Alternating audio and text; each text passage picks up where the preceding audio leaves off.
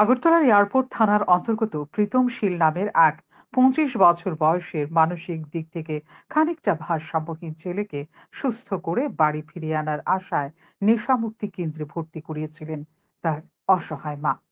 নতুননগরস্থিত life cure foundation নামের এই নেশামুক্তি কেন্দ্রে গত ৫ মাস আগে প্রীতমকে ভর্তি করিয়েছিল তার মা।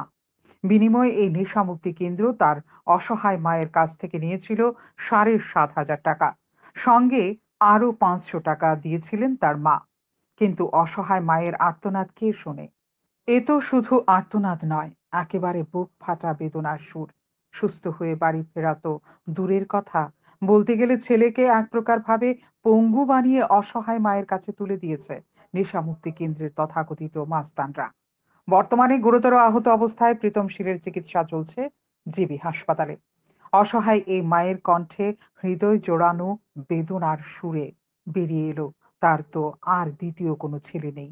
প্রীতমের কিছু হলে কে তাকে মা বলে ডাকবে?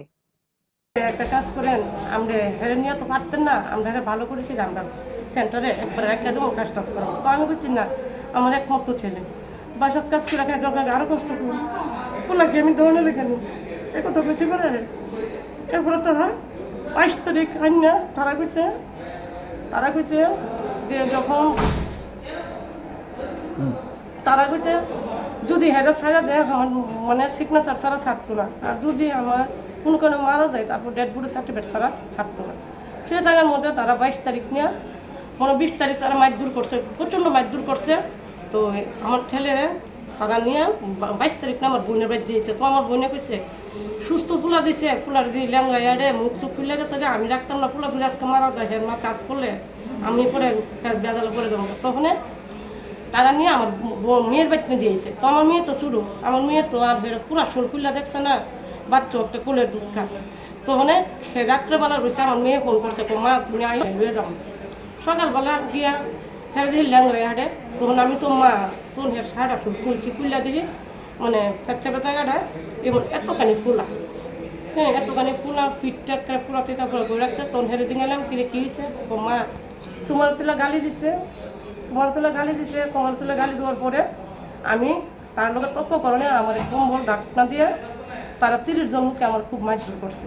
তা আমি কি করবো, মা ৩০ জনে মারলে আমি একটা তো কিছু করতে পারি। কে মারছে? সেন্টারের সবাই মারছে। কোন সেন্টার এটা? এটা নতুন না, কি নাম সেন্টারটা? এটা Life Q Foundation. Life Q Foundation এটার নাম হচ্ছে রাজু। কোনখানে বাড়ি? এটা মালিকের বাড়ি হচ্ছে কান্দানি, আমরা ঘুরে গেছতো। আমার ৫ মাস রাখছে, আমার থেকে ৭,৫০০ টাকা রাখছে। আর ৫০০ টাকায় আমি আবার আমার মানে কাজের বাড়ি থেকে মেস খাই না, তারা দিচ্ছি এমনিতে দেখ তোমরা মিষ্টি খাই।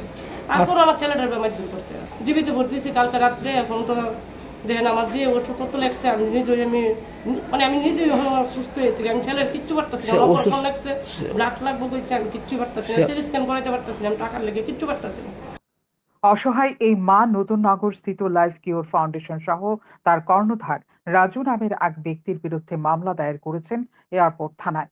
এয়ারপোর্ট থানার পুলিশ আদৌ এই নেশামুক্তি কেন্দ্রের তথাকথিত মাস্তানদের বিরুদ্ধে কোনো ধরনের পদক্ষেপ গ্রহণ করতে পারে কিনা সেটাই দেখার।